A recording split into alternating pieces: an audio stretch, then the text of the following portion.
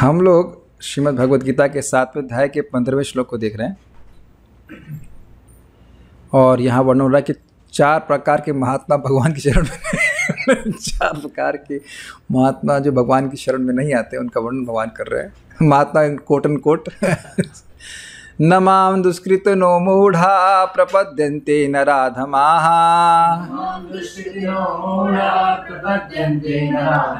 मायया प्रत्यज्ञाना आसुरं भावमाश्रिताः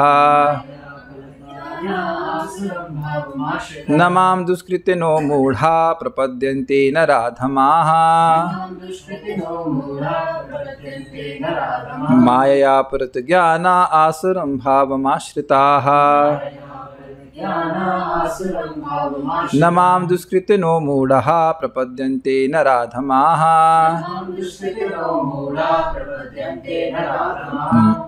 मायया प्रत्यज्ञाना आसुरं भावमाश्रिताः न मां दुष्कृतिनो मूढ़ा प्रपद्यन्ते, मुझको दुष्कृतिवान लोग प्रपन्न नहीं होते, शरणागत नहीं होते। इसका क्या मतलब है? इसका व्यतिरेक में लेना चाहिए अर्थ कि अब जो भगवान का शरणागत है वह दुष्कृतिवान नहीं है, उसका हृदय निष्पाप है, इसलिए भगवान की भक्ति वह स्वीकार कर पा रहा है। सम्माननीय होना चाहिए। कौन? मूढ़, जो मूर्ख हैं, नराधम हैं, मनुष्य को प्राप्त करके भी नीचे गिरे पड़े हैं और माया के द्वारा इनका ज्ञान अपहृत किया गया है और उसके बाद आसुर भाव को जो आश्रित हैं। ये सब 4 प्रकार के लोग हैं। प्रभुपाद जी के तात्पर्य को हम देखते हैं।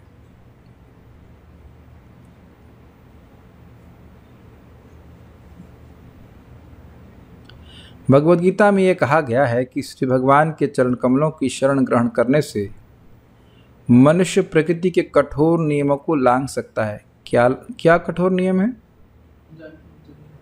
हाँ, जन्म मृत्यु जरा वादी, लेकिन मैं इसको अलग तरह से कहना चाहूँगा। जातस्य ही ध्रुवो मृत्युर ध्रुवम जन्म मृतस्य च तस्माद् अपरिहार्य। ये अपरिहार्य है कि जिसका जन्म हुआ है उसको मरना ही पड़ेगा। बाकी आज निश्चित हो या नहीं हो हमारे संबंध में, हम सबके संबंध में एक बात निश्चित है कि हम आज मर सकते हैं और इसका प्रतिकार कोई भी व्यक्ति अपने किसी भी भौतिक सामर्थ्य से नहीं कर सकता है। ये कठोर नियम होगा कि नहीं? मरो और अभी मरो, वृद्धावस्था आएगी ही, इन केस किसी को विश्वास नहीं है तो, है ना? तो इस प्रकार से कठोर नियमों को लांघ सकता है। कितना बड़ा लाभ है ये कि व्यक्ति मृत्यु को ही पार कर जाए। अति मृत्यु में एति, भगवान को जानकर व्यक्ति मृत्यु को पार कर सकता है। लेकिन फिर क्या प्रश्न उठता है? सब लोग क्यों नहीं भगवान की शरण में जा रहे हैं? यहाँ पर यह प्रश्न उठता है कि फिर विद्वान, दार्शनिक, वैज्ञानिक, व्यापारी, शासक तथा जनता के नेता सर्वशक्तिमान भगवान श्री कृष्ण के चरण कमलों की शरण क्यों नहीं ग्रहण करते? बड़ा स्पष्ट है। बड़े बड़े जन नेता विभिन्न विधियों से विभिन्न योजनाएं बनाकर अत्यंत धैर्यपूर्वक जन्म जन्मांतर तक प्रकृति के नियमों से मुक्ति की खोज करते हैं। दुखों की निवृत्ति के वो प्रयास करते हैं और एक के बाद एक पंचवर्षीय योजना बनाई गई, लेकिन एक भी पंचवर्षीय योजना से लोग सुखी नहीं हुए। आप लोगों ने कभी विचार नहीं किया कि महाप्रभु के समय में भी बहुत झगड़े और युद्ध चल रहे थे? पता है आपको बात? सनातन गोस्वामी को जब बंधन में डाल दिया था नवाब हुसैन शाह ने, तो वह उड़ीसा प्रांत पे आक्रमण करने गया था। महाप्रभु साक्षात भगवान हैं। आपने कभी विचार नहीं किया इस बात कि भगवान हैं, वो सारे युद्ध रोक सकते थे, लेकिन युद्ध रोकने की बजाय उन्हें हरे कृष्ण का प्रचार करने का प्रयास किया, हरे कृष्ण का प्रचार किया। कुछ आपको बिविल्डरिंग नहीं लगता? ये भगवान चैतन्य महाप्रभु साक्षात से धराधाम पे हैं, लेकिन कलयुग का फ्लो चल रहा है, कोई विरोध, लेकिन महाप्रभु संकीर्तन आंदोलन का प्रचार कर रहे हैं। श्रील भक्ति सिंह ठाकुर जी भी जब थे तो प्रभुपाद जी ने उनसे कहा था कि जब तक भारत मुक्त नहीं हो जाता कौन कृष्ण भावनामृत को स्वीकार करेगा? तो प्रभुपाद उनके गुरु महाराज ने कहा कि कृष्ण भावनामृत किसी भी भौतिक उथल पुथल से अधिक महत्वपूर्ण है। आप समझ रहे होंगे मैं क्यों कह रहा हूँ। ये जो लोग भी भगवान के शरण में नहीं, वो दूसरे को लड़ मर कर मारते रहेंगे, मारते आए हैं, मारते रहेंगे, और आए हैं, मार रहे हैं और मारते रहेंगे। इन प्रपात कहते हैं बड़ा अच्छी तरह से, आहार निद्रा भय और मैथुन इस जगत के चलता रहेगा और भक्त लोग भगवान की भक्ति करके भगवान के पास चले जाएंगे। और अब ये देखने का सामर्थ्य है कि वाकई ये जो प्रपात कह रहे हैं ये बिल्कुल जगत में घटित हो रहा है। ये सारे के सारे लोग प्लानिंग कर रहे हैं कि हम लोग सुखी हो जाएं, हम लोग शांत हो जाएं। लेकिन क्या तरीका क्या है? दूसरे का गला काट के हम शांत हो जाएं, है ना। 2-4 हज़ार लोगों को मार देंगे तब हमको शांति मिलेगी? शांति नहीं मिलेगी। क्या आपको लगता है कि ये जो आजकल बॉम्ब गिराए जा रहे हैं वे बिना योजना के गिराए जा रहे हैं? नहीं, योजना बनाई जा रही है और सोच रहे हैं कि दूसरे को मार कर ख़त्म करके हम सुखी हो जाएंगे, लेकिन ये तरीका सुखी होने का नहीं है। यही प्रभात आप समझा रहे हैं कि बड़े धैर्य से लोग अलग अलग प्रकार के प्रयास कर रहे हैं कि हम जो दुख हमको प्राप्त होने से हम मुक्त हो जाएं, लेकिन मुक्त नहीं होगी। प्रकृति के पास एक न एक नए तरीके हैं हम लोगों को दुख देने के लिए। जितना भगवान से वैमुख्य होगा उतना प्रकृति विभिन्न प्रकार के तापों के द्वारा हमको दुख प्रदान करेगी। किंतु यदि वही मुक्ति भगवान के चरण कमलों की शरण ग्रहण करने मात्र संभव हो, तो ये बुद्धिमान तथा श्रमशील मनुष्य इस सरल विधि को क्यों नहीं अपनाते? गीता इसका उत्तर अत्यंत स्पष्ट शब्दों में देती है। समाज के वास्तविक विद्वान नेता समाज के वास्तविक विद्वान नेता, ये एक शब्द है, यथा ब्रह्मा, शिव, कपिल, कुमारगण, मनु, व्यास, देवल, असित, जनक, प्रहलाद, बलि तथा उनके पश्चात माधवाचार्य, एक्चुअली मध्वा होना चाहिए, मध्वाचार्य, रामानुजाचार्य, श्री चैतन्य तथा बहुत से अन्य श्रद्धावान दार्शनिक, राजनीतिज्ञ, शिक्षक, विज्ञानी आदि हैं जो सर्वशक्तिमान परम पुरुष के चरणों में शरण लेते हैं। किंतु जो लोग वास्तविक दार्शनिक, विज्ञानी, शिक्षक, प्रशासक आदि नहीं हैं, किंतु भौतिक लाभ के लिए ऐसा बनते हैं, वे परमेश्वर की योजना या पथ को स्वीकार नहीं करते। अब इसको थोड़ा समझने का प्रयास कीजिए। जो व्यक्ति वास्तविक ज्ञानी है वो तो भगवान को जानेगा, भगवान की महिमा को जानेगा, और जानेगा वो वाकई जानता है। अज्ञ जैसे हम और आप हैं, आपने बोला हम अपनी बात कर रहे हैं, हमको नहीं, मुझको नहीं पता कि भगवान की शरण में जाने से हम भगवान की प्राप्ति कर लेंगे। लेकिन जो वास्तविक ज्ञानी है, शिव जी, ब्रह्मा जी, वो जानते हैं, वो देखे हुए हैं कि लोगों ने भगवान की प्राप्ति करी है। और ऐसे अभी आप भागवतम में सुन रहे हैं, ब्रह्मा जी बिल्कुल स्पष्ट बोल रहे हैं कि कैसे जिसने भक्ति को स्वीकार किया वो भगवान की प्राप्ति किया, और जिसने भक्ति को छोड़ा वो भगवान उससे कुछ भी प्राप्त नहीं हुआ। इस तरह के श्लोक वो क्यों बोल रहे हैं? उनके द्वारा दृष्ट है कि भगवान की भक्ति करने वाला भगवान की प्राप्ति करता है, तो वैसा ही वो उपदेश देते हैं। और क्यों? क्योंकि वह भगवान को प्रसन्न करना चाहते हैं, वह अपनी इंद्रियों को संतुष्ट नहीं करना चाहते। आप तो सुन चुके हैं ब्रह्मा जी के बारे में कि उनका मन और उनकी इंद्रियां असत पथ पर जाती ही नहीं, कितने पवित्र हैं। शिव जी भी इसी प्रकार से हैं। तो अब आप ये देख सकते हैं कि ये दार्शनिक लोग क्यों भगवान की शरण में नहीं जाते। क्या कारण है? पापी हैं, वह अपनी इंद्रियों को संतुष्ट करना चाहते हैं। 1500, अब हम घोटालों का नाम नहीं ले रहे, लेकिन 2500 करोड़ तो नॉर्मल फिगर से ना, 2500 करोड़, 1500 करोड़, 100 करोड़ तो शायद गिनते भी नहीं होंगे लोग आजकल। इस प्रकार के घोटाले करते हैं एज इफ कि मतलब अब वो इतने सालों तक जीने वाले हैं। अब 1500 साल, एक साल में अगर 1 करोड़ भी खर्च करेंगे तो क्या 15 साल जिएंगे? 1500 साल नहीं जिएंगे। लेकिन उस प्रकार से लगे रहते हैं लोभ में। तो जो व्यक्ति खुद ही काम, क्रोध और लोभ का दास है, वो भगवान की सेवा के बारे में कैसे बताएगा? वो तो गाइडेड है इन सब फैक्टर से ना। अब कठिनाई आप ये आप देख पा रहे हैं, कठिनाई क्या है कि लोगों को ये दिखता नहीं है। लोग सोचते हैं कि ये जो गुंडा निकला था, इस गुंडे को रिप्लेस करके दूसरा गुंडा बिठा दो। यद्यपि वो बोलते ऐसे नहीं है, लेकिन बैठता तो गुंडे के बदले में गुंडा ही है ना। यही बात है, मैं बोल रहा बात कि अपने लाभ के लिए वो लीडर बने हैं। क्या उन्होंने कभी भागवतम का श्लोक सुना है कि भाई गुरु न सस्यात जनी न सस्यात? अरे वो ये कभी प्रश्न करेंगे कि भाई क्या हम लोग को मुक्ति प्रदान कर सकते हैं? ना। कभी आईएएस के एग्जाम में प्रश्न आया कि मुक्ति कैसे मिलेगी? ना। जब खुद ही नहीं जानते हैं तो गाइडेंस भी क्या देंगे? यही प्रपात कर रहे हैं। वो अपने को, अपनी इंद्रिय को संतुष्ट करने के लिए लीडर बने, वो आपको संतुष्ट करने के लिए नहीं बने। ठीक है, उन्हें ईश्वर का कोई ज्ञान नहीं होता। वे अपनी सांसारिक योजनाएं बनाते हैं और संसार की समस्याओं को हल करने के लिए अपने व्यर्थ प्रयासों के द्वारा स्थिति को और जटिल बना लेते हैं। इसका क्या मतलब है? वो चाहते हैं कि हम लोग शांति से रहें, लेकिन भगवान से विमुख होकर। अग्रीड? हम लोग सब शांति से प्रेम से रहेंगे। भगवत विमुख तो एक परिवार भी ज्वाइंट नहीं हो सकता, और भगवत सम्मुख होकर के पूरा परिवार ज्वाइंट हो गया कि नहीं? आपकी उम्र कितनी है? 38। थोड़े छोटे हैं तो आप देवर बोलेंगे, देवर जैसे होगा कि नहीं? आप और छोटे वाले देवर, ससुर जी, सास बगल में बैठी, सब लोग खुश। आप क्या होंगी? देवरानी। तो आप ये हमारे छोटे भैया। तो आप देख सकते हैं कि इस प्रकार से हमारे सामने जो परिवार है वो बन गया ना कृष्ण का। और हम लोग कभी झगड़ा करते हैं? भगवान के पास अभी तक तो नहीं किए। तो आप देख, बल्कि बुलाते हैं, प्रसाद के लिए आते नहीं हैं, शायद गुस्सा है। लेकिन बात यह है कि, और इधर हमारे सामने जो भाई लोग हैं, सब भक्त लोग, क्या प्रैक्टिकल, हम लोग शायद कोई भी व्यक्ति एक ही स्थान में पैदा नहीं होगा। अरे वो ताऊ जी को तो भूल ही गए हम। आज ही स्मरण कर रहे हैं ताऊ जी का, कि कहाँ रह गए ताऊ जी, बहुत दिन से दिखे नहीं। तो आप ये देख रहे हैं कि हम लोग से लखनऊ में तो पैदा यहाँ पे कोई नहीं ना। इधर सामने मेरे जो है, इधर नहीं कोई। आप में से एक आध दो लोग हो सकते लखनऊ पैदा, हम भी लखनऊ पैदा नहीं हुए, हम बुलंदशहर में पैदा हुए थे। तो आप देख रहे हैं सब लोग अलग अलग, कोई मेरठ में, कोई बुलंदशहर में, कहाँ कोई सब पैदा हुए हैं, लेकिन we are getting very easily connected. बहुत इजीली कनेक्शन हो रहा है कृष्ण को केंद्र में रखकर। कितना सिंपल है ना।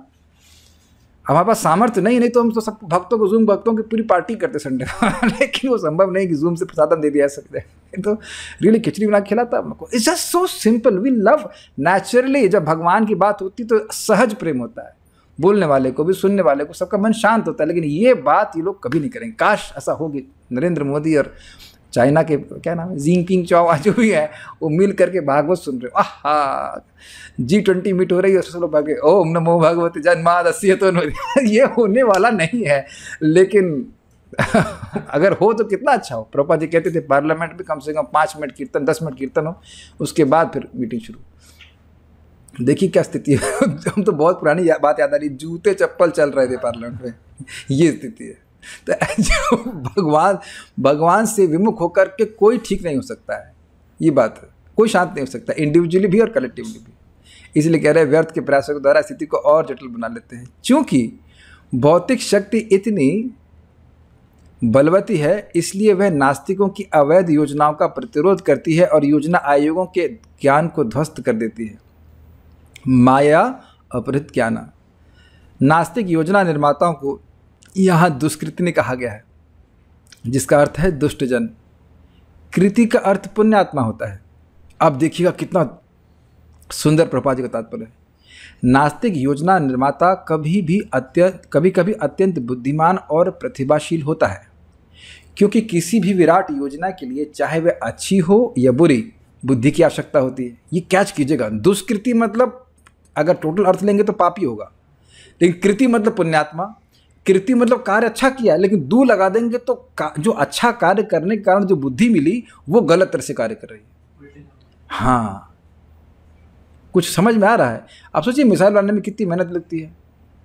हम सोच भी नहीं सकते, नहीं बना सकते, और ये बना करके फोड़ रहे ना लोगों के घर बार। Is it not? Is it not? जब तक किसी के पास कोई पुण्यात्मा नहीं है, वह बुद्धिमान नहीं हो सकता है। लेकिन बुद्धि, बड़ा बैलेंस कीजिए, बुद्धि गलत जगह लगी हुई है। ये इसलिए कह रहे हैं कि माया के द्वारा ज्ञान बुद्धि हर ली गई। लेकिन नास्तिक की बुद्धि का प्रयोग परमेश्वर की योजना का विरोध करने में होता है, इसलिए नास्तिक योजना निर्माता दुष्कृति कहलाता है, जिससे सूचित होता है कि उसकी बुद्धि तथा प्रयास उल्टी दिशा की ओर होते हैं। जाना चाहिए हम लोग को अमृतत्व की तरफ, और जाते हैं प्रलयत्व की तरफ। हमको ये लाइन बहुत अच्छी लगी कि दुनिया में हर वस्तु प्रलय की ओर जा रही है। हमारा शरीर, हमारा मकान, और कुछ भी। और जो व्यक्ति नाम जाप कर रहा है, भगवान का प्रसाद ग्रहण कर रहा है, भक्ति कर रहा है, वह कहाँ जा रहा है? अमृतत्व की तरफ। ये देखने का सामर्थ्य तो अब बहुत ही विलक्षण लोगों के लिए है, तभी तो वह इसमें संलग्न हो रहे हैं। ये आप लोगों को सामान्य बात लगती है। अगर भगवत गीता भागवत को ना सुने तो अब नेक्स्ट टू इम्पॉसिबल है कि ये कंसेप्ट हमारे पास आएगा कि कोई अमृतत्व को भी प्राप्त कर सकता है। तो वहाँ न जाकर के वो उल्टा मृत्यु की तरफ प्रभात करते हैं। ये बताओ, क्या तुम मृत्यु को रोकने वाला कोई कार्य कर सकते हो? ना, तुम तो केवल मृत्यु को एक्सेलरेट करने का कार्य कर सकते हो। लोग मर रहे थे तो जब बम बना दिए तो क्या क्या तुम्हारे बम बनाने से पहले लोग मर नहीं रहे थे? कितना स्ट्राइकिंग पॉइंट है। तुमने बम बनाकर मृत्यु को तीव्र कर दिया, मृत्यु रोकते नहीं पाए ना, तो तुम्हारी बुद्धि की प्रशंसा क्यों की जानी चाहिए? मान लीजिए, हम आपको बिल्कुल एनकरेज नहीं कर रहे हैं, मान लीजिए कि आपको कहें कि आप बम बनाओ। अब हमें से तो किसी को बम बनाना आता नहीं है, लाइटर जला लें तो बहुत बड़ी बात है, कुछ लोगों को शायद लाइटर जलाना भी ना आता हो। तो अब आप बताइए कितना आपको रिसर्च करना पड़ेगा ना, और उसी तरह रिसर्च कर कर के बम बने हैं। कुछ मेरी बात आप समझ गए? कितनी प्रयास हुआ है, उससे क्या हुआ? लोग जल्दी मर रहे हैं। हमें तो सुनने में आ रहा है, हमारे पॉलिटिकल एनालिसिस्ट प्रभु बता रहे थे कि प्लानिंग ही चल रही है कि कुछ लोगों को, मतलब विश्व की पॉपुलेशन बढ़े ही नहीं, लोगों को जान से मार दिया जाए। हम स्वीकार करते हैं, बाकी देखा ही जा रहा है किस प्रकार से लोगों को मारा जा रहा है। विद पिंच ऑफ सॉल्ट, मतलब मुझे इतना डिटेल नहीं पता पॉलिटिक्स के बारे में, लेकिन ये सब देखा जा रहा है कि लोग को जबरदस्ती मारे जा रहे हैं। इतना ही प्रयास अगर भगवान की भक्ति के लिए हो तब, लेकिन नहीं सोचेंगे वो। गीता में यह स्पष्ट कहा गया है कि भौतिक शक्ति परमेश्वर के पूर्ण निर्देशन में कार्य करती है, उसका कोई स्वतंत्र प्रभुत्व नहीं है। बड़ा इंटरेस्टिंग पॉइंट है। देखिए, जगत में आप देखिए, लोग जानवरों को मार रहे हैं। अब जहाँ जहाँ लड़ाइयाँ हो रही हैं, क्या वहाँ अधिक मांस नहीं खाया जा रहा है? हम नाम नहीं ले रहे कहाँ कहाँ हो रही, लेकिन आप जानते हैं। तो अब वह लोग यह देखने में सामर्थ्य नहीं रख रहे कि हम जानवरों की हिंसा करेंगे तो अब वही हिंसा किस रूप में आएगी कि इंसान इंसान को ही मारेगा। बिल्कुल जानवरों की तरह ही मार रहा है। और अलग अलग धर्म के लोग और अलग अलग देश के लोग भी नहीं मार रहे हैं। एक ही देश और एक ही धर्म को, ऑलमोस्ट एक ही धर्म को मानने वाले लोग ही एक दूसरे को मार रहे हैं। लेकिन वो ये नहीं देख पा रहे हैं कि हम पशुओं पे अब हिंसा कर रहे हैं तो वही हिंसा घूमकर हमारे पास आ रही है। सिंपल सा कर्म के सिद्धांत को नहीं समझ पा रहे। वो ये नहीं समझ पा रहे कैसे प्रकृति एक दूसरे को प्रेरित कर रही है मारने में। यही बात प्रपात कह रहे हैं। जिस प्रकार छाया पदार्थ का अनुसरण करती है, उसी प्रकार यह शक्ति भी कार्य करती है। ये समझ में आ गया? ये अगर आप मेरी देखिए, मेरी छाया दिख रही होगी, हाथ जैसे चल रहा है तो मेरे पीछे भी एक छाया चल रही है, तो मेरे छाया जो है मेरे हाथ के अनुसार चलेगी। इसी प्रकार से दुर्गा देवी भगवान की इच्छा के अनुसार चलती है। जो भगवान के शरणागत होता है उसको भगवान कहते इसको तुम डिस्टर्ब मत करो। तो भी यह भौतिक शक्ति अत्यंत प्रबल है और नास्तिक अपने अनीश्वर स्वभाव के कारण यह नहीं जान सकता कि वह किस तरह कार्य करती है, न ही वह परमेश्वर की योजना को जान सकता है। मोह तथा रजो एवं तमोगुणों में रहकर उसकी सारी योजनाएं उसी प्रकार ध्वस्त हो जाती हैं जिस प्रकार भौतिक दृष्टि से विद्वान, वैज्ञानिक, दार्शनिक, शासक तथा शिक्षक होते हुए भी हिरण्यकशिपु तथा रावण की सारी योजनाएं ध्वस्त हो गई थीं। काफी इंटरेस्टिंग पॉइंट है। असुरों की सारी योजना ध्वस्त हो जाती है और भक्तों के सारे मनोरथ पूर्ण होते हैं।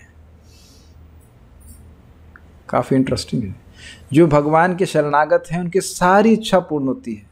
अब इसके लिए अगर आपको डिटेल में सुनना है तो कृपया आप लोग परम पूज्य राधा गोविंद महाराज जी का अक्रूर मनोरथ सुने।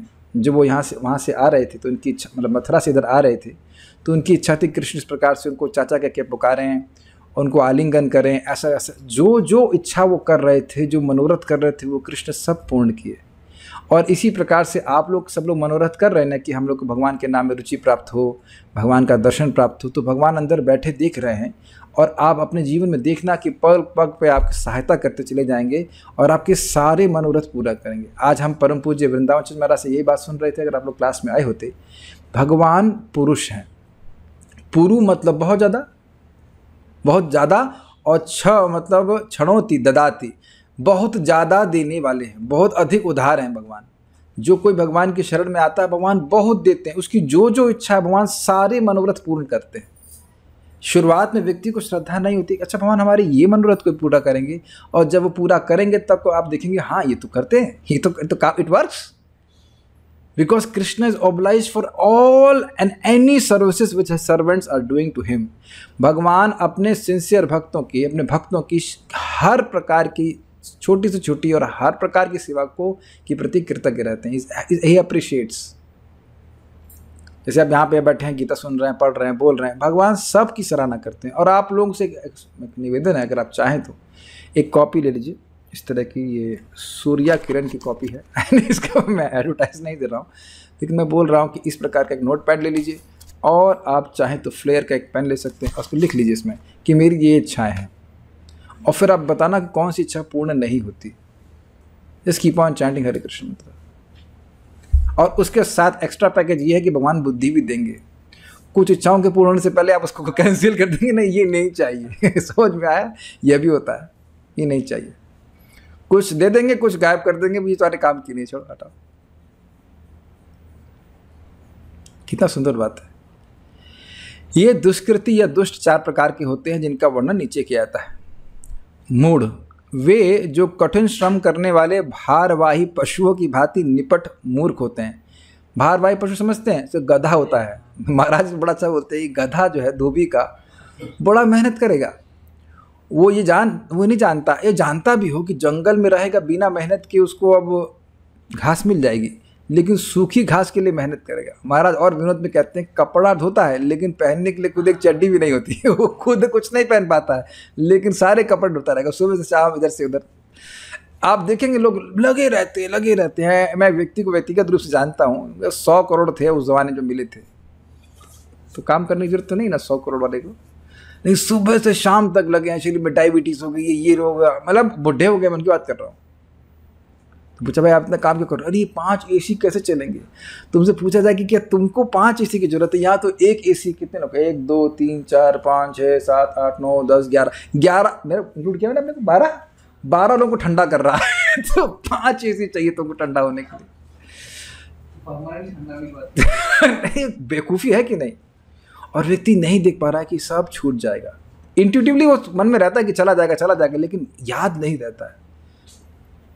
मैं एक विशेष कृपा भगवान की मतलब अपने मान रहा हूँ, हर दिन मुझे मृत्यु याद रहती है। Not in the sense of fear, मृत्यु के अर्थ में नहीं है, लेकिन डिटैचमेंट के अर्थ में। भगवान स्वयं कहते हैं मृत्यु से भयभीत नहीं होना चाहिए, लेकिन आपको मृत्यु का विचार अनासक्त कर देगा।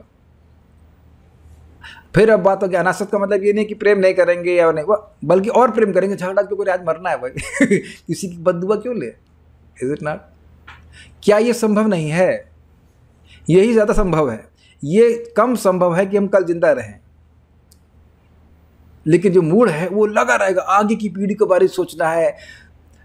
मैं जा रहा हूं, तुम मम्मी का ध्यान रखना। तो प्रभुपाद कहते हैं तुझसे पूछो तू कहाँ जा रहा है, तो उसको नहीं पता कि कहाँ जा रहा है।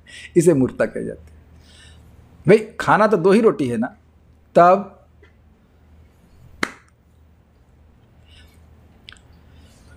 वे अपने श्रम का लाभ स्वयं उठाना चाहते हैं, अतः वे भगवान को उसे अर्पित करना नहीं चाहते।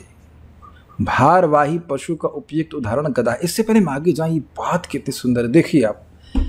केवल भोजन को अर्पित करने मात्र से वैकुंठ जाने की योग्यता आ जाती है।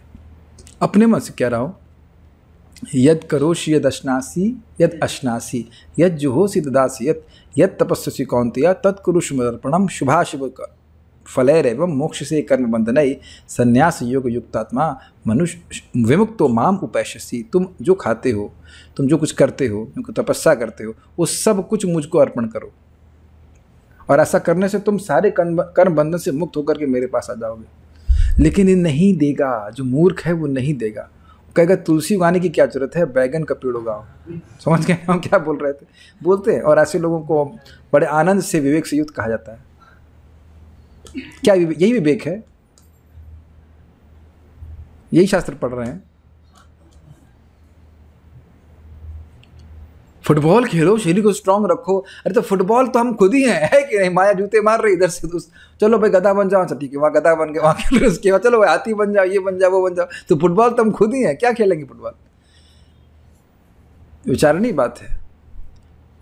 कुछ जो गृहस्थ लोग भी हैं, काम जो कर रहे हैं, अगर संभव हो कि भाई थोड़ा कम में काम चला लीजिए, पैसा जमा कर लीजिए, ताकि 50-60 साल में तो कम से कम 1+ में चले। 1+ मतलब अब काम नहीं करना पड़े। मैं कुछ मैं चेंज करना चाहता हूँ, मैं गलत बोल गया। देखिए अब एग्जैक्टली मैं अपनी बात करूँ, तुम गृहस्थी में नहीं है इसलिए भक्ति कर पा रहा है।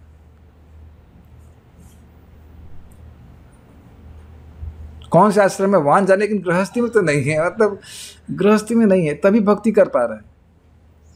नहीं तो प्राय गृहस्थी में लोग अपने, उनका केंद्र क्या होता है, पत्नी को बीच में रखें, बच्चों को बीच में घुमाओ, सर्किल सर्किल बनाओ, सर्किल बनाओ, सर्किल, इसी तरह से जीता है। तब भक्ति करना कठिन जाता है। क्यों? क्योंकि मैं देख रहा हूँ लोग कैसे ऑप्शन सेलेक्ट कर रहे हैं अपनी जॉब के लिए। 9 बजे, 10 बजे, 11 बजे तक काम कर रहे हैं। कल एक वक्त में 1:30 बजे तक रात में काम कर रहे हैं। भैया 1:30 बजे तक काम कर रहे हैं। ओहो, 1:30 बजे तक भजन किए हो कभी? क्या इतना काम करने की जरूरत है आपको जीने के लिए? आप विचार, आपका मतलब बोल रहा हूँ किसी व्यक्ति को विचार करना चाहिए। भाई बुरा नहीं मानना, विचार कीजिए क्या इतना काम। जो व्यक्ति शाम को क्लास सुनने के लिए नहीं आ पा रहा है, कथा सुनने के लिए नहीं आ पा रहा, उसका तो बैंड बजना ही है।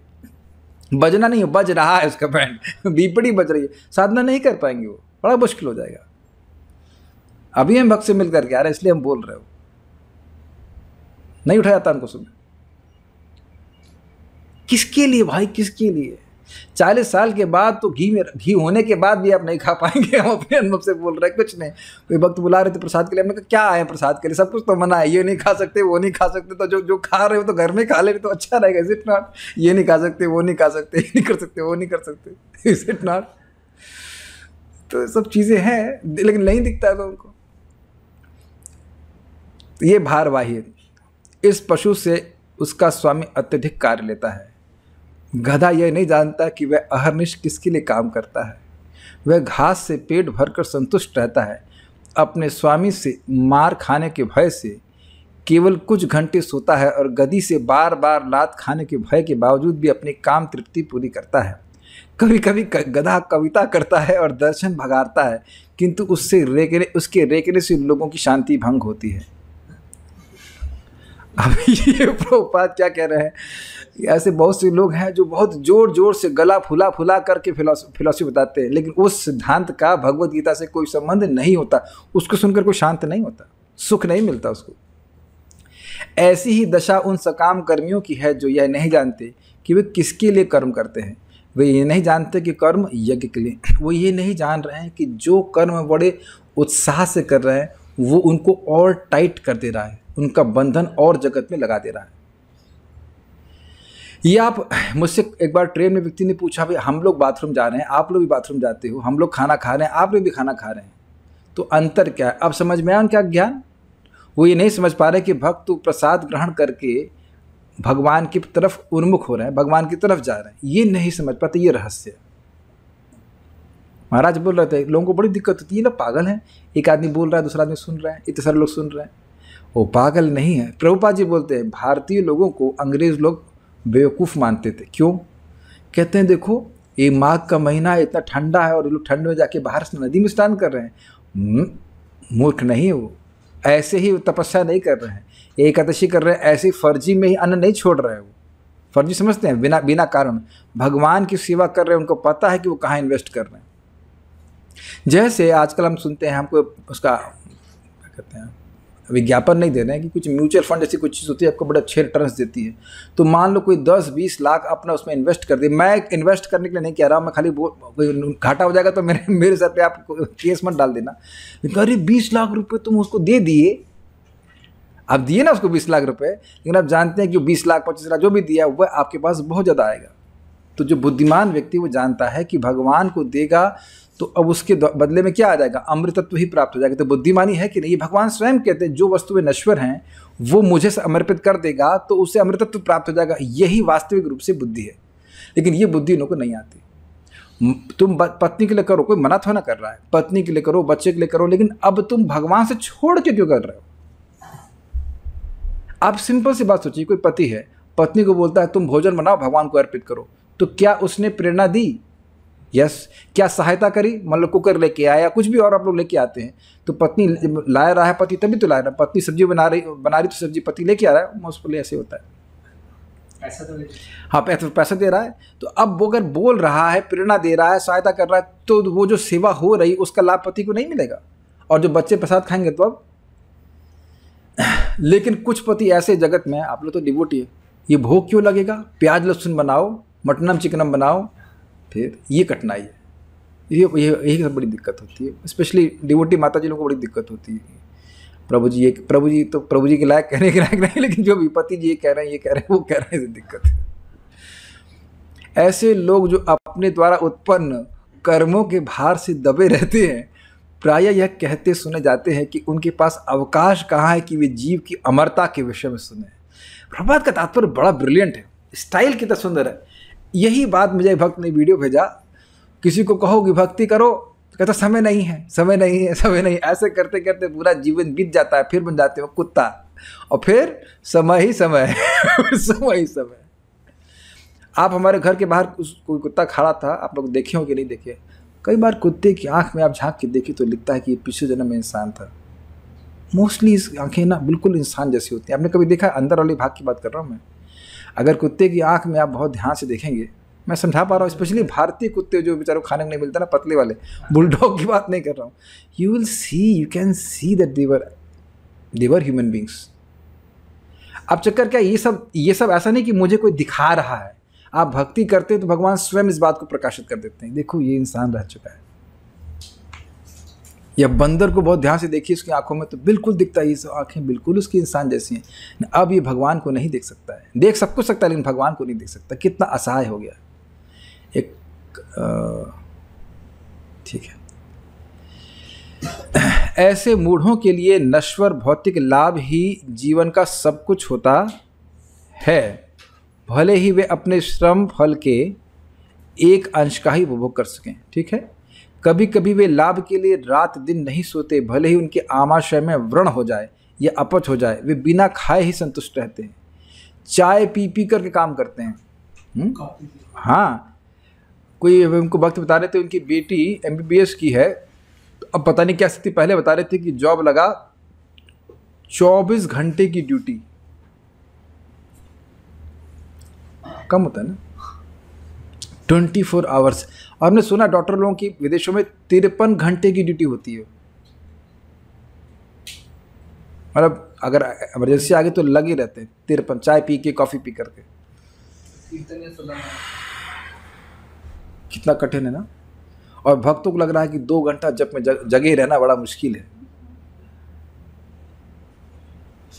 वे मायामय स्वामियों के लाभ हेतु अहरनिश काम में व्यस्त रहते। मुझे एक व्यक्ति मेरे ऑफिस में मिला था, उसने बताया था वो जयपुर में किसी व्यक्ति की सेवा करते थे, काम करते थे।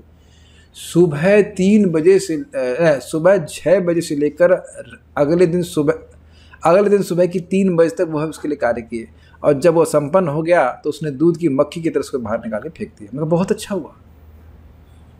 बस देख रहा था ऐसा क्यों अच्छा हुआ। मैंने कहा नहीं तो आप समझते ही नहीं कि जगत के लोगों की इतनी सेवा करने से कोई लाभ नहीं। अगर आप इस जगत के लोगों की सेवा कर भी देंगे तो वो आपके लिए कर ही क्या देंगे। मैं यह नहीं कह रहा हूं कि सेवा नहीं करनी चाहिए, ये नहीं कहा। लोगों की सेवा भगवान से पृथक होकर करेंगे तो वो कर ही क्या देंगे, क्या कर देंगे बताइए। एक व्यक्ति का शोक भी सारे लोग मिलकर नष्ट नहीं कर सकते, अग्रीड, वो दुखी रहेगा। लेकिन भगवान की सेवा अगर एक व्यक्ति करता है तो उसकी सेवा से कितने लोग का शोक नष्ट हो जाता है। अब आप देखो प्रैक्टिकल, कई बार भक्त लोग या बाहर के जो यूट्यूब के लोग भी हैं वह प्रसन्नता अनुभव करते हैं कि ये उनको भगवद गीता बड़ा प्रवचन अच्छे लग रहे हैं। हम लोग कर क्या रहे हैं, हम लोग तो बात कर रहे हैं आपस में, है ना। जूम के भक्त हैं, कुछ रूम के भक्त हैं, मिल करके हम बात कर रहे हैं। हम लोग भगवान को प्रसन्न करने का प्रयास कर रहे हैं, जो भगवान की बात है वो बोलने का प्रयास कर रहे हैं। लेकिन इससे कितने लोग, जितने लोग भी सुनते हैं उन्हें सुख मिल जाता है। और दुनिया के लोग आपस में कितनी बातें करते हैं, उससे किसी को कोई शोक नहीं नष्ट होता।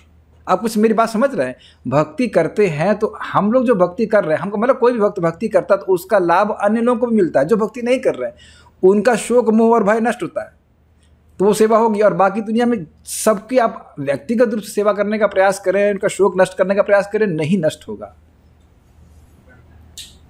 हाँ, बढ़ेगा ही, ये देखा गया है। अपने असली स्वामी से अनभिज्ञ रहकर ये मूर्ख कर्मी माया की सेवा में व्यर्थ ही अपना समय गवाते हैं। तो एक प्रश्न है कि फिर वो सेवा करना बंद क्यों नहीं करते बताइए। मत करें सेवा, ऐसा हो ही नहीं सकता है, क्योंकि जीव स्वरूपतः सेवक है। वो सेवा किए बिना, प्रेम किए बिना रह ही नहीं सकता है। इसीलिए हमें भक्तों की संगति में आकर प्रेम व्यवहार करना चाहिए, सेवा देनी चाहिए और सेवा स्वीकार करनी चाहिए। तथाति प्रतिगृह्णाति गुह्यमाख्यति पृच्छति भुंक्ते भोजते चैव षड्विध प्रीति लक्षणम। तो बाहर करने की इच्छा ही नहीं होगी, नहीं तो किए बिना आप रह नहीं सकते, ये बात है।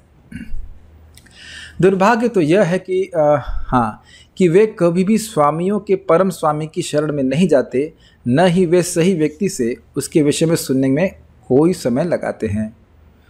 जो सूकर विष्ठा खाता है वह चीनी तथा घी से बनी मिठाइयों की परवाह नहीं करता। स्पष्ट है।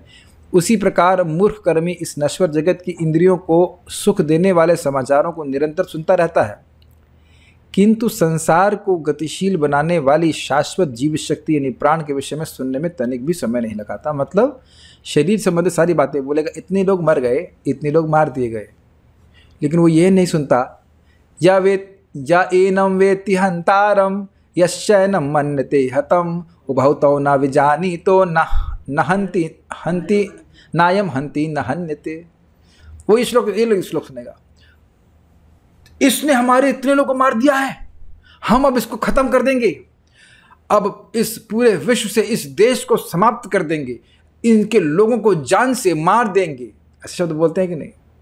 लेकिन गीता का श्लोक नहीं जानते कि न तो कोई मरता है न कोई मारता है। दोनों ही व्यक्ति जो सोच रहा है कि मैं मार दूंगा या मैं मर गया, ये दोनों ही अज्ञान में है। और माया कैसे हंसती है ना, तुम असली शत्रु अपने अपवित्र मन को तो पकड़े नहीं। दूसरों की जय से पहले खुद की जय करें। सुना ना कि पूरे जगत को जय करने का प्रयास कर रहा है, लेकिन खुद अपने मन पे ही विजय नहीं प्राप्त कर पाया।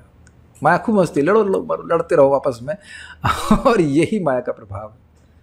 अपने वास्तविक शत्रु को वह नहीं पकड़ पाते। कितना अमेजिंग है ना। और आप ये देख रहे हैं, पूरा देश मान रहा है कि पूरा देश हमारा शत्रु है, फिर वो उधर वो लोग मान रहे हैं कि ये हमारे शत्रु हैं, जबकि असली शत्रु जो मन है उसको नहीं जानता। कितना इंटरेस्टिंग है ना। दूसरे प्रकार, चलो ये हो गए मूढ़। दूसरे प्रकार के दुष्कृति नराधम अर्थात अधम व्यक्ति कहलाता है। नर का अर्थ है मनुष्य, मनुष्य और अधम का अर्थ है सबसे नीच। 84 लाख जीव योनियों में से 4 लाख मानव योनियां हैं। इनमें से अनेक निम्न मानव योनियां हैं, जिनमें से अधिकांश असंस्कृत हैं। सभ्य मानव योनियां वे हैं जिनके पास सामाजिक, राजनीतिक तथा धार्मिक नियम हैं। जो मनुष्य सामाजिक तथा राजनीतिक दृष्टि से उन्नत हैं, किंतु जिनका कोई धर्म नहीं होता, वे नराधम माने जाते हैं। धर्म ईश्वर विहीन नहीं होता, क्योंकि धर्म का प्रयोजन परम सत्य को तथा उसके साथ मनुष्य के संबंध को जानना है। थोड़ा समझने का प्रयास कीजिए। एक बात तो ये कि ये जो 4 लाख मनुष्यों को वर्णन किया जा रहा है वह उनकी चेतना के अनुसार है, उनके शरीर के डिज़ाइन के अनुसार नहीं। ये तो क्लियर हो गया। दूसरा कह रहे हैं कि भाई जो असंस्कृत हैं, जिनको धर्म की पता नहीं, वो क्या है, वो पशु के समान है। धर्मेण ही ना पशु भी समाना। लेकिन जो तथाकथित धर्म का पालन कर रहे हैं, हम सनातनी हैं ऐसे लोग बोलते हैं, लेकिन अगर उनसे पूछा जाए कि सनातन धर्म क्या है, तो इसकी व्याख्या करने में वह समर्थ नहीं हो पाएंगे। यही बात बोल रहे हैं। पूछो कि धर्म का अर्थ क्या है और धर्म का प्रयोजन क्या है, उद्देश्य क्या है, तो वह वर्णन नहीं कर पाएंगे। भागवत स्पष्ट कहती, सवै पुंसाम परो धर्मो यतो भक्तिर अधोक्षजे अहेतुकी अप्रतिहता येनात्मा सुप्रसिद्धि। धर्म वही धर्म परधर्म है, वास्तविक धर्म है, जिसके द्वारा भगवान अधोक्षज में, भगवान श्री कृष्ण में अहेतुकी अप्रतिहता भक्ति हो जाए, तो उससे क्या हो जाए, येनात्मा सुप्रसिद्धि, उसके द्वारा जीव प्रसन्न हो जाएगा। और बाकी जो कुछ भी धर्म कर रहे हैं, अगर वह उसको इस गंतव्य तक नहीं ला पाता है, तो फिर वह छल धर्म है, वह कैटब धर्म है, वह धोखेबाजी है, जिसका ही प्रवर्तन कलयुग में अधिक होता है। ये बात है। गीता में भगवान स्पष्टतः कहते हैं कि उनसे परे कोई भी नहीं है और वे ही परम सत्य हैं। क्या श्लोक है ये?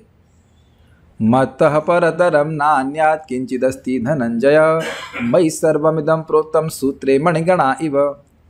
प्रभुपाद इस पे कहते हैं कि जगत में लोग कह रहे हैं कि भगवान से परे कुछ है, लेकिन भगवान ऐसा नहीं कह रहे हैं। भगवान कह रहे हैं कि मुझसे परे कुछ नहीं है। तो कोई भी व्यक्ति अगर कह रहा है कि कृष्ण से परे कुछ सत्य है, तो वह वास्तविक धर्म का अनुशीलन नहीं कर रहा। ये बात बोल रहा है, वह नराधम है। मनुष्य जीवन का एक बात ध्यान दीजिएगा, आपने यहाँ यस तो बोल दिया है, लेकिन इस जगत में देखा जा रहा है कि कोई फिलोसोफर है या कोई व्यक्ति है जिसके कुछ लाख या कुछ करोड़ चेले हो गए, तो लोग सोचते हैं कि वह नरश्रेष्ठ है, लेकिन वह भी नराधम है। नराधम क्यों? क्योंकि वह भगवान श्री कृष्ण को भगवान के रूप में स्थापित नहीं कर रहा है। This is pretty heavy. जिनको लोग सो कॉल्ड गुरु मान रहे हैं, क्या वो भगवान श्री कृष्ण के भक्त हैं? प्रश्न ये होगा। नहीं है तो मतलब है नराधम है। बहुत हैवी है ये हमारे और आपके मत की बात नहीं है, भगवत गीता का सिद्धांत यहाँ पे बोला जा रहा है। जो भगवान कृष्ण के शरणागत नहीं है, भक्ति नहीं कर रहा है, वह नराधम। मनुष्य जीवन का सुसंस्कृत रूप सर्वशक्तिमान परम सत्य श्री भगवान कृष्ण के साथ मनुष्य की विस्मृत भावना को जागृत करने के लिए मिला है। जो इस सुअवसर को हाथ से जाने देता है वही नराधम है। क्या सुना था आपने? भक्ति करके जो मनुष्यत्व को प्राप्त किया, फिर क्या सोचा? ना, इससे मेरी इच्छा, मेरा इच्छित वस्तु प्राप्त नहीं होगी और भक्ति को त्याग दिया, वह व्यक्ति नराधम है। जो इस शास्त्रों से पता चलता है कि जब बालक माँ के गर्भ में अत्यंत असहाय रहता है तो वह अपने उद्धार के लिए प्रार्थना करता है और वचन देता है कि गर्भ से बाहर आते ही वह केवल भगवान की पूजा करेगा। संकट के समय ईश्वर का स्मरण प्रत्येक जीव का स्वभाव है, क्योंकि वह ईश्वर के साथ सदा से संबंधित रहता है। किंतु उद्धार के बाद बालक जन्म पीड़ा को और उसी के साथ अपने उद्धारक को भी भूल जाता है, क्योंकि वह माया के वशीभूत हो जाता है। और ये वशीभूत होने का कार्य कौन करते हैं?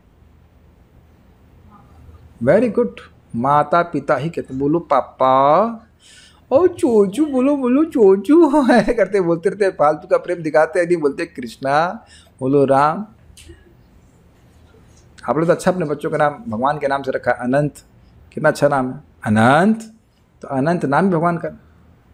नामानन्तस्य यशवंकितानि यत् शृण्वन्ति गायन्ति गृह्णन्त साधवा। जिस कृति में अनंत भगवान का नाम आ जाए, अनंत आ जाए, नारायण आ जाए, मुकुंद आ जाए, तो वह लोगों को पवित्र करने वाली। ऐसा तो केवल वैष्णव परिवार में होगा ना। आप बच्चों को कुछ तो सुनाई पड़ता होगा हम क्या बोल रहे हैं। कृष्ण कृष्ण सुनाई पड़ता ही है ना।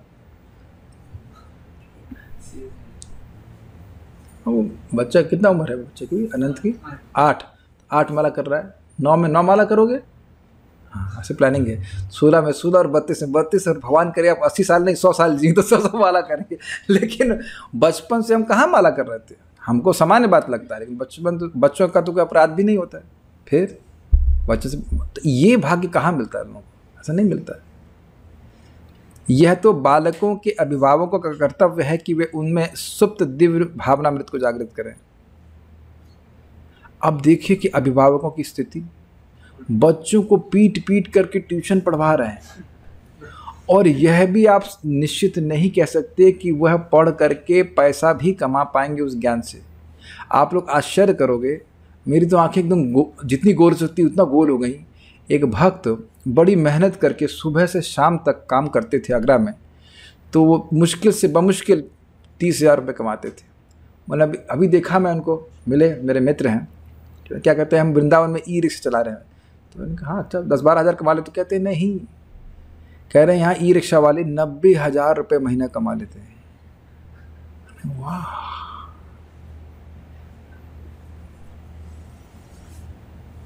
भाई ये तो अलग ही क्वेश्चन है। तो अब ई रिक्शा चला कर 90,000 रुपये महीना, तो काहे के लिए बीटेक करोगे भाई? उससे तो संस्कृत पढ़ लो, थोड़ा ई रिक्शा चला लो, उसके बाद अपना भागवत पढ़िए। ई रिक्शा चला कर 90,000, 10 साल चला लोगे तो काफ़ी पैसा हो जाएगा ना। आप आश्चर्य करेंगे, जब मेरी माँ जिंदा थी, कहीं चने वाले किसी चना मंगवाती थी, वो चने वाला भी प्रतिदिन 2,000 रुपये कमा लेता है प्रॉफिट के, खाली चने बेच करके। अब ये सब बातें हम क्यों बोल रहे हैं? ये जो हम सो कॉल्ड पढ़ाई किए, फिजिक्स केमिस्ट्री बायोलॉजी, उसका क्या प्रयोजन? उससे तो पेट भी तो नहीं पल रहा। और वो सारा समय जो भगवान की भक्ति में जाता, वो तो गायब हो गया कि नहीं गायब हो गया?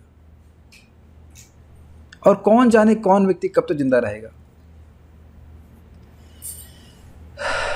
इसीलिए अगर पेट पालने की व्यवस्था हो जाए तो ये सब पढ़ाई कभी नहीं करनी चाहिए। बस प्रभुपाद बोले हिंदी पढ़े, अंग्रेजी पढ़े, मैथमेटिक्स पढ़े, संस्कृत 4 वो भी बेसिक मैथमेटिक्स, अलजेब्रा नहीं, जोड़ना घटाना आ जाए बस। मान लो ई रिक्शा चलाए तो कम से कम ये मालूम हो कि 10 रुपये की भी कहने का मतलब ये इतना आ जाए बस। हम देख रहे हैं हिंदी पढ़ा पढ़ा करके अच्छे पैसे कमा लेते हैं लोग, तो क्या जरूरत है इतना करने की? Life is very rare. तो अब ये बात समझ लीजिए कि इस समय ऐसी एजुकेशन सिस्टम नहीं है कि लोगों को बच्चों को भक्ति के बारे में बताया जाएगा, इसलिए कम से कम माता पिता तो कृष्ण भावनामृत का परिवेश नहीं, बात प्रपात कर रहे हैं।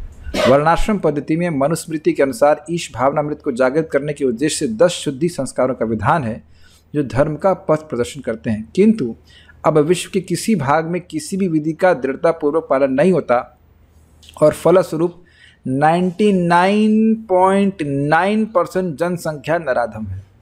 अब प्रचार जो करना है वो इसी से करना है, इसी से छान छान करके किसी को भक्त बनाना है, और कोई कठिनाई की बात नहीं। भगवान का नाम उच्चारण करने वाला बड़ी आसानी से ब्राह्मणत्व को प्राप्त हो जाता है। 16 माला का जप करे, 4 नियम का पालन करे, यही आपका ब्राह्मण का गुण है। जब सारी जनसंख्या नराधम हो जाती है तो स्वाभाविक है कि उनकी सारी तथाकथित शिक्षा भौतिक प्रकृति की सर्वसमर्थ शक्ति द्वारा व्यर्थ कर दी जाती है। जब टीचर ही नराधम है तो स्टूडेंट कैसे नरोत्तम बन पाएगा? Got it? और कुछ बोलने की जरूरत नहीं है। गीता के अनुसार विद्वान पुरुष वही है जो एक ब्राह्मण, कुत्ता, गाय, हाथी तथा चंडाल को समान दृष्टि से देखता है। असली भक्त की भी ऐसी ही दृष्टि होती है। कभी कभी लगता है कि ये दृष्टि जागृत नहीं होगी, लेकिन जाप करते रहें तो आप ये देखने लग जाएंगे कि हाँ भाई, लोग विभिन्न ड्रेसेस में हैं और हर व्यक्ति अपने कर्म के अनुसार बंधा हुआ। जैसे माता पिता ही अपने बच्चों को विभिन्न प्रकार के कपड़े पहनाते हैं। प्रभुपाद कितना सुंदर एग्जाम्पल दे रहे हैं। ऐसे ही माता दुर्गा देवी, पिता भगवान श्री कृष्ण, उनकी आज्ञा अनुसार माता लोग ही ड्रेस पहनाती हैं बच्चों को, है ना। चलो स्कूल ड्रेस पहन लो अच्छा तुमने सुअर वाले काम किए ना, अच्छा चलो सुअर वाली ड्रेस पहन लो बने रहो अच्छा अच्छा अच्छा ठीक है, तो मांस खाना चाहते, अच्छा शेर वाली ड्रेस पहन लो। इस प्रकार से लोगों ने अलग अलग प्रकार की ड्रेस पहन रखी है।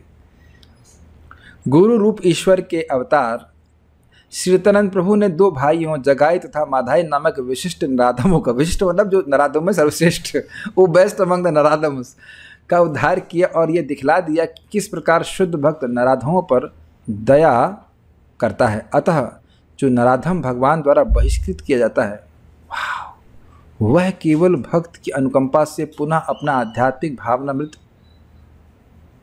कर सकता है। ये क्या कह रहे हैं? ये जबरदस्त बात प्रपात ने की। देखिए, शुद्ध भक्त हैं तो भक्त वाली बात कह रहे हैं। भगवान ने क्या कहा?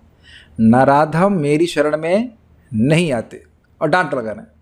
लेकिन भक्त क्या सोचता है? अगर नराधम भगवान की शरण में जाकर नरोत्तम बन जाएं तो हमारे भगवान बड़े प्रसिद्ध हो जाएंगे। इसी भावना से नित्यानंद प्रभु ने जगाई मदाई का उद्धार किया।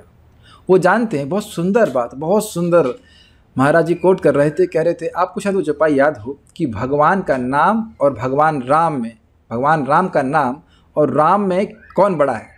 तो उसमें इस प्रकार अर्थ ये है, चौपाई तो भूल गया, अर्थ यह है कि राम भगवान ने अपने चरणों के स्पर्श से अहिल्या का उद्धार किया और वो तपस्वी की पत्नी थी। लेकिन भगवान के नाम ने कितने ही खलों का उद्धार किया, उसकी कोई सीमा नहीं। एक स्त्री का उद्धार किया जो कि तपस्वी की पत्नी थी, लेकिन कितने ही खल हैं, अब उनकी कोई गणना नहीं कि भगवान के नाम ने कितने लोग का उद्धार किया है। आप जानते हैं चौपाई बोले? क्या चौपाई है? तो है कि राम विमुख संपत्ति प्रभुताई, जाई रही पाई भी पाई। नहीं, ये तो है, लेकिन एक और अर्थ है कि इसमें बोला कि बहुत सारे खलों का उद्धार किया। कोई अगर रामचरितमानस जानता हो तो बता सकते हैं, वो बहुत अच्छा लेकिन भाव लगा और सत्य बात है। अब पूछ लें कि अच्छा कितने लोग का उद्धार भगवान के नाम ने किया, तो कोई गणना नहीं। नहीं, मैं ये स्पेशल था। हाँ, बहुत अच्छा। राम एक तापस का, राम एक तापस तिय तारी, नाम कोटि खल कुमति सुधारी। राम ने एक तपस्वी यानी कि अहिल्या का उद्धार किया, लेकिन भगवान राम के नाम ने तो करोड़ों करोड़ों लोगों की कुमति को सुधार दिया। तो इस बात को समझ करके भक्त लोग भगवान का नाम दूसरों को देते हैं।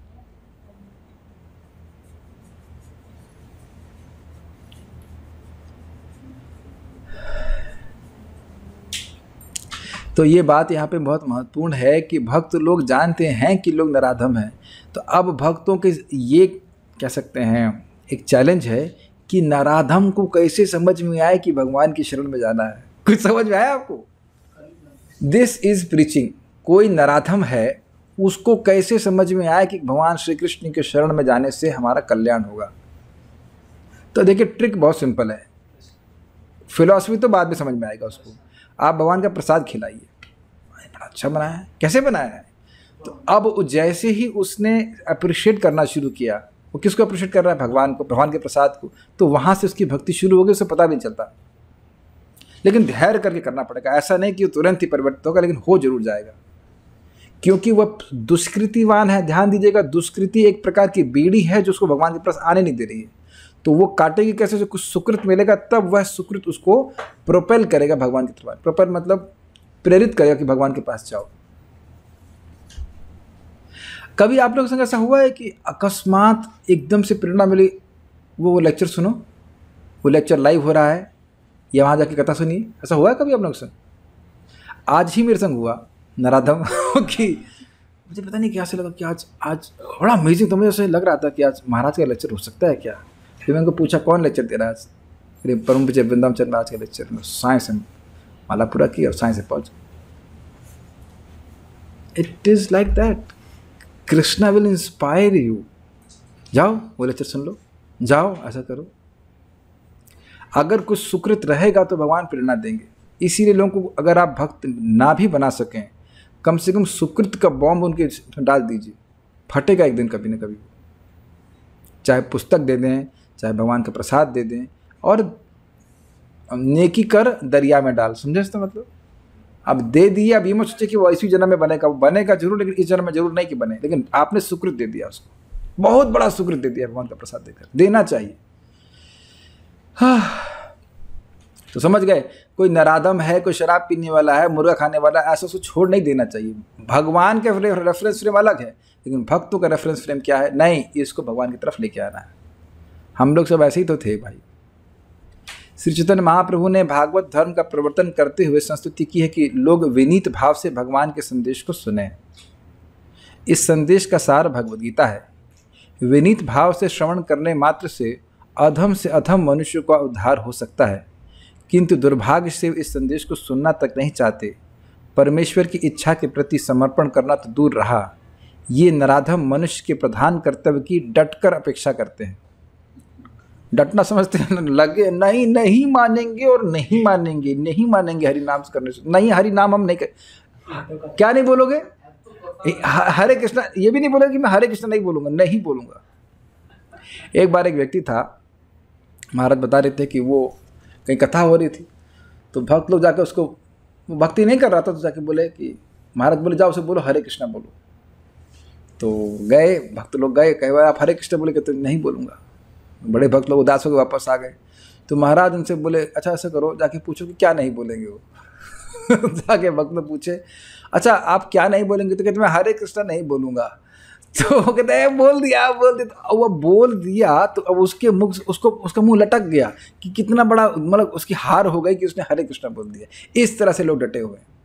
देखिए आप विचार कीजिए, बहुत बड़ा रोगी अगर कोई किसी रोग से ग्रसित है और उसे कहीं कोई आशा नहीं दिख रही है, तो उसके हृदय में एक नम्रता आ जाती है।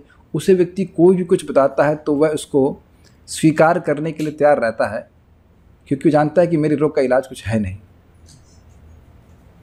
यस, कुछ नम्रता आती है ना कि भाई हमारा तो अब कोई आश्रय है नहीं, कोई कुछ बताता है वह उसको प्रयास करता है ठीक करने के लिए। तो कठिनाई यह है कि लोग यही नहीं समझ पा रहे हैं कि वह कठिनाई में है। ये अंतर समझ रहे हैं? आपको बुखार होता है, हम लोग खुद डॉक्टर के पास, डॉक्टर साहब बचा लीजिए, साहब बचा लीजिए, बड़े बड़े कष्ट में ये दवा खानी, हाँ बताइए क्या कैसे। अभी हमारे पास कुछ दवा आई, इसको कैसे, कहाँ से लेना है, कैसे।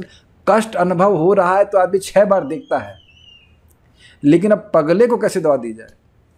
पागल को दवा देने में, आप तो वहाँ पे सेवा करते थे ना, पागलों की सेवा करते थे ना, तो वो लोग अपने से दवा ले लेते थे? नहीं लेते थे। मैं नाम ही भूल गया ताऊ जी का, नहीं आपका नाम की बात कर, हाँ राजकुमार प्रभु। तो राम कुमार प्रभु नाम से रखना, राम नाम छाएगा। तो राम कुमार प्रभु ये अपना घर में काम करते थे, तो वहाँ पागलों को एडमिट करते हैं। तो अब पागलों से दिक्कत ये है कि वो ये एक बात नहीं मानते, क्या कि वो पागल हैं। अभी प्रभु जी को माता जी का रेस्क्यू किया है।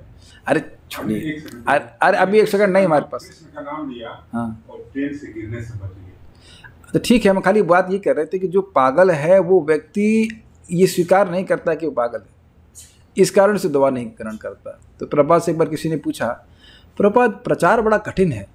तो प्रभुपाद ने कहा, मैंने तुम्हें कब कहा कि आसान है? किसी एक व्यक्ति को भी आप कन्विंस कर सकें कृष्ण भावना में, ये बहुत बड़ी उपलब्धि है। भगवान उसको अपनी विजय मानते हैं। बड़ा कठिन है लोगों को स्वीकार करना कि हम जगत में दुख भोग रहे हैं।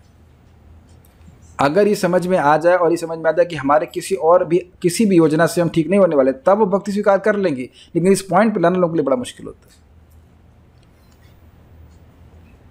इसीलिए अगर किसी को प्रचार करना, सबसे पहले आप जन्म मृत्यु जरा व्याधि की परेशानी बताइए कि इसका प्रतिकार वो अपने किसी तरीके से नहीं कर सकते। Then they will understand. तीसरा पॉइंट, दुष्कृतियों की तीसरी श्रेणी माया अपहृत ज्ञान की है, अर्थात ऐसे व्यक्तियों की जिनका प्रकांड ज्ञान माया के प्रभाव से शून्य हो चुका है। बहुत सारा ज्ञान को फूंक दिया माया ने। वे अधिकांशतः बुद्धिमान व्यक्ति होते हैं, यथा महान दार्शनिक, कवि, साहित्यकार, वैज्ञानिक आदि। किंतु माया इन्हें भ्रांत कर देती है, जिसके कारण वे परमेश्वर की अवज्ञा करते हैं। इस तरह माया अपहृत ज्ञान की बहुत बड़ी संख्या है, यहाँ तक कि भगवद गीता के विद्वानों के मध्य भी है। भगवद गीता को बोलेंगे लेकिन भगवान के शरणागत नहीं होंगे। भगवद गीता पढ़ी है तो इसका रिजल्ट ये है कि वह कृष्ण का भक्त होना चाहिए। वैष्णवी समझ में आया? क्या प्रमाण है कि किसी ने गीता पढ़ी है? नहीं समझ में आया? आनंद तुमको समझ में आया? नहीं समझ में आया? सुनोगे तब तो समझ में आएगा। भगवद गीता अगर किसी ने पढ़ी है तो उसका रिजल्ट ये है कि वह भगवान श्री कृष्ण का भक्त बनेगा। आनंद समझ में आया? क्या समझ में आया? भगवद गीता किसी ने सुनी है तो आधी बात है, कोई बात नहीं अभिमन्यु। भगवद गीता किसी ने पढ़ी है तो उसका रिजल्ट यह है कि वह भगवान की भक्ति करेगा, वह जप करेगा, वह भगवान का प्रसाद खाए। कोई बात नहीं, आप प्रसाद खा रहे हैं, जप कर रहे हैं, ऑलरेडी आप समझ गए। ओके, बच्चे हैं, थोड़ा समय लगेगा। लेकिन जो यह नहीं कह रहा है या जो नहीं कर रहा है, he is not a devotee. उसने गीता नहीं पढ़ी।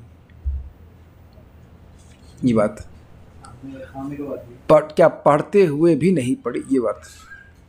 गीता में अत्यंत सीधी सरल भाषा में कहा गया है कि श्री कृष्ण ही भगवान हैं, न तो कोई उनके तुल्य है और न ही उनसे बड़ा।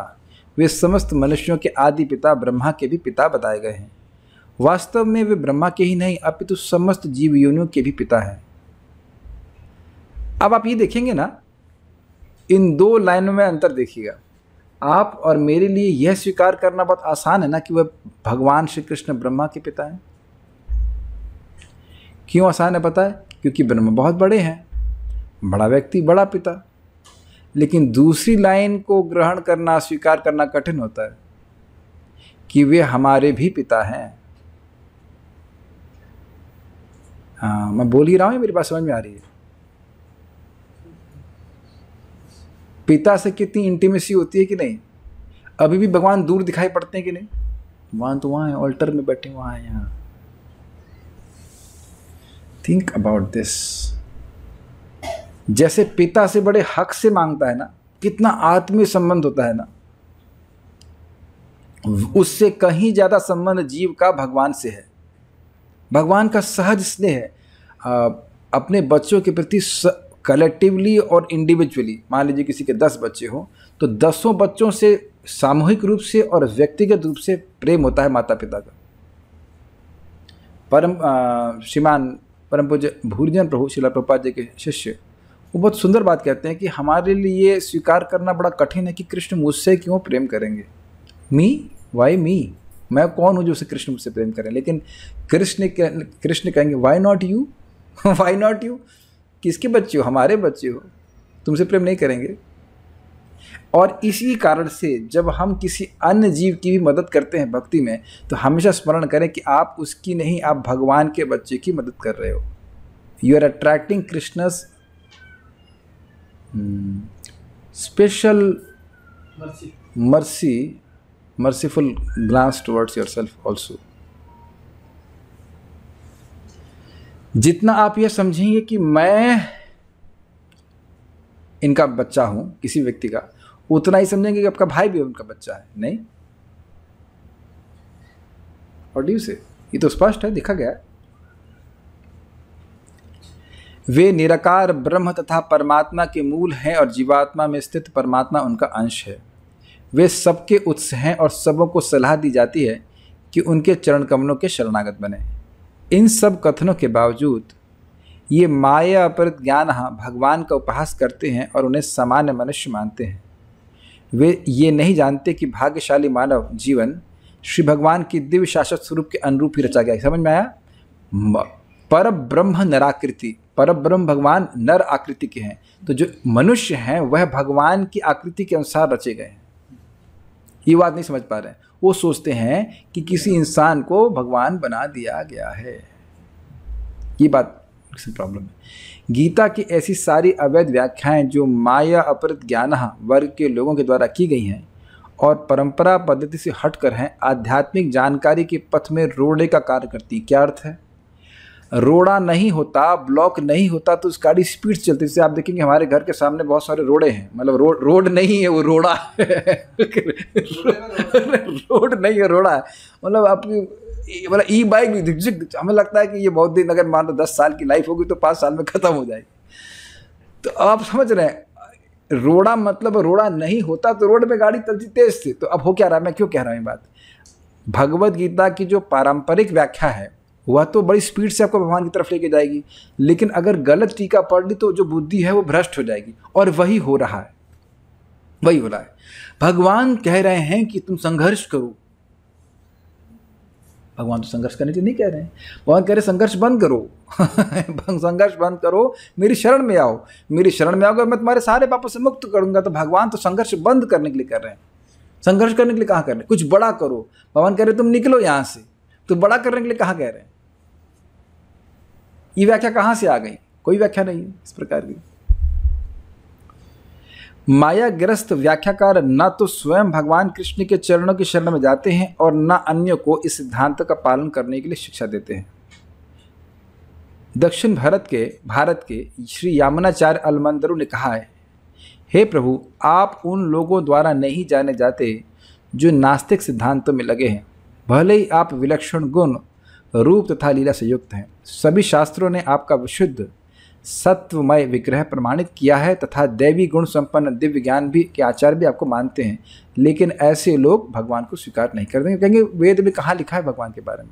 अतएव मूढ़, नराधम, माया अपरित ज्ञानी अर्थात भ्रमित मनोधर्मी तथा नास्तिक, ये 4 प्रकार के दुष्कृति कभी भी भगवान के चरण कमलों की शरण में नहीं जाते। बिल्कुल स्पष्ट तात्पर्य है, भले ही सारे शास्त्र तथा आचार्य ऐसा उपदेश क्यों ना देते रहे। एक यहाँ पे साइड पॉइंट है जो मैं आपको बोलना चाह रहा हूँ। आज मैंने परम पूज्य वृंदावन चंद्र महाराज की बात को कन्फर्म किया। ये भगवान की शरण में जाने का मतलब क्या यह है कि हम अपने देह का ध्यान ही ना रखें? कभी कभी लोग सोचते हैं कि वो व्यक्ति जो अपने देह का ध्यान रख ही नहीं रहा है वो शरणागत है। तो देखिए, बात यह नहीं, बात यह है कि आपकी भक्ति के अनुकूल जो है उसको स्वीकार करते हैं तो वो आपकी शरणागति का लक्षण है। Is it okay? समझ पा रहे हैं बात? हम कि कई बार मेरे सामने ऐसी बातें आ जाती हैं कि भाई वो व्यक्ति शरणागत है क्या? वो तो अपने देह की शुद्ध बुद्धि ही नहीं है। तो भाव स्टेज पे पहुंच गए सब लोग। ये कहना चाहते हैं अपने नेग्लेक्ट को हम भगवान की शरणागति नहीं कह सकते। Is it okay? एक साइड पॉइंट है, not from directly from this. हाँ, लेकिन जो अभक्त हैं वो शरीर को पोषण क्यों करते हैं? ताकि इंद्रिय तृप्ति कर सकें। भक्त लोग ध्यान रखते हैं कि भगवान ने देह दिया है ताकि हम भगवान की सेवा अच्छे तरह से कर लें। तो ये शरणागति का मतलब नहीं कि हम भगवान की शरण में आए तो अब कुछ कार्य ही नहीं करेंगे, अपने कोई दायित्व लेंगे ही नहीं। एक साइड पॉइंट था जो मैं यहाँ पर बोल दे रहा हूँ, जस्ट फॉर द कन्फर्मेशन सेक। तो बातें समझ में आ गई होंगी आप लोगों को। और अपने को देखिए, जीवन में बहुत सिंपल ये काम करना है, भक्तों की संगति में रहें जो भगवान को और अधिक प्रसन्न करने की भावना में रहते हैं, और ऐसे लोगों से दूर रहने का प्रयास करना चाहिए जो इस प्रकार से भावना से युक्त नहीं है। नहीं तो बोलेंगे ही कि क्या यार तुम टाइम बर्बाद कर रहे हो, और 2-4 बार बोलेंगे तब को लगेगा हाँ हम तो गीता क्लास में जाने से टाइम बर्बाद कर रहे हैं। Be aware of this people. कोई प्रश्न है क्या?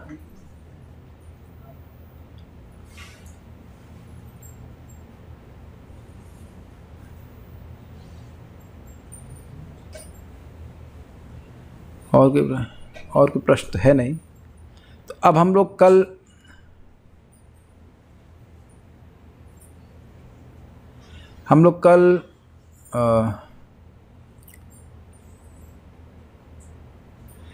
उन लोगों के बारे में सुनेंगे जो भगवान की शरण में जाते हैं। मैं एक बार बात बोल के रुक जाऊंगा।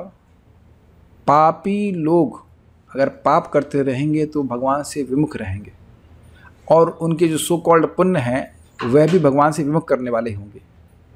तो हमने ये देखना है कि कैसे हम उन कार्यों को करें जो हमें और भगवान की ओर प्रेरित करेंगे। So that has to be there. We will see tomorrow, Krishna willing. Shrimad Bhagavad Gita की जय, श्रील प्रभुपाद की जय, निताई गौर प्रेमानंदे।